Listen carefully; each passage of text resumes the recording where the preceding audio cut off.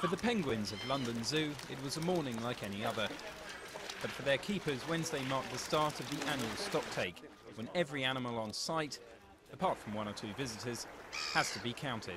The stocktake for the zoo in general is very important. It's part of our zoo licensing act. We have to do it by law once a year. For the birds themselves, again, it's very important. We log all these birds down onto a global database into stud books. We need to do this so that we can manage the population and keep gene diversity quite wide in case we ever need to release any of these birds back into the wild, or any of their offspring at some time back into the wild. London Zoo's history stretches back more than 180 years.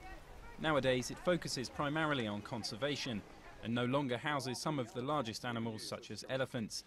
Nonetheless, there's still a huge variety of swimming, crawling, leaping and slithering creatures to keep track of. Unfortunately, there's over 18,000 individual specimens in the zoo, and we need to know to be able to monitor all of our successes throughout the year, what species we've been breeding, what species we've been breeding particularly well as well. Notable new arrivals in the past year include 2 Asiatic lion cubs.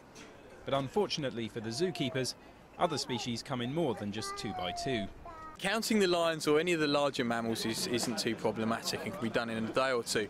Aquarium is probably the most difficult. Large numbers of fish in enclosures, large breeding successes throughout the year. The fry are almost glass-like in some occasions, and it's a nightmare. I wouldn't swap places with anyone doing that job. With more than 700 species to count, the stocktake will last several weeks. Enough time to ensure that no creature is left behind.